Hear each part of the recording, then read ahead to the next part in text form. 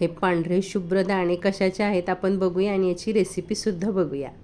तर मी इथे 1/2 किलो भेंड्या घेतलेल्या आहेत। भेंड्या बघू शकता मोठ्या जाड थोड्याशा जून झालेल्या ह्या भेंड्या आहेत। या भेंड्या धुवून स्वच्छ केलेल्या आहेत आणि कोरड्या करून घेतल्या आहेत कपड्याने आणि त्याला अशी सालं काढून किंवा मध्ये छेद करून आपण याच्या आतल्या बिया काढून घ्यायच्या आहेत।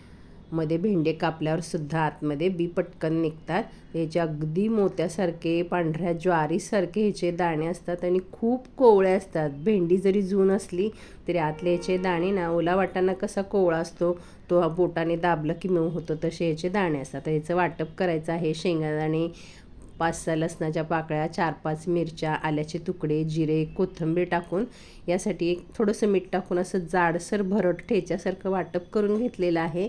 कढईमध्ये 2 चमचे तेल टाकून हे दाणे आपण 2-3 मिनिटासाठी थोडंसं त्याचा रंग बदलेपर्यंत भाजून घ्यायचे आहेत आणि आपण त्याच कढईत फोडणी करत आहोत। तेलामध्ये मोहरी, जिरं टाकलं आहे आणि आमच्या अंगणात ना कढीपत्त्याचं झाड आहे, याचा खूप छान सुगंध येतो।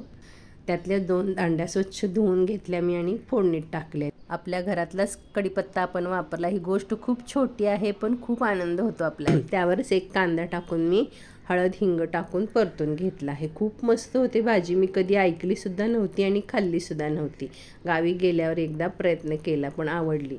आपण केलेलं वाटप टाकून 2 मिनिटं परतून घेतले। त्यात मिक्सरच्या भांड्यात 2 चमचे पाणी टाकून मसाला थोडासा भाजून घेतला आणि भाजून घेतलेले हे भेंडीचे दाणे आपण मसाल्यासोबत परतायचे आणि कडकडीत गरम पाणी टाकायचे, यामध्ये 1 वाटी।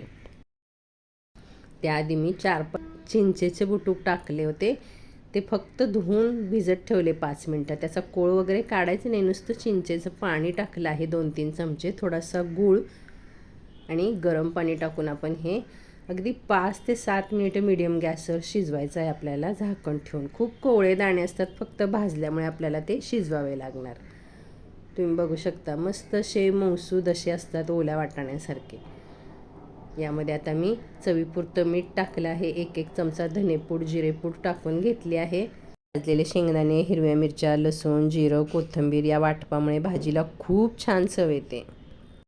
5-7 मिनिटं शिजवल्यानंतर वरून कोथिंबीर टाकली आहे। भाकरीसोबत अतिशय टेस्टी लागते। गावी गेल्यानंतर गावचे पदार्थ खाल्ले नाही तर काय फायदा।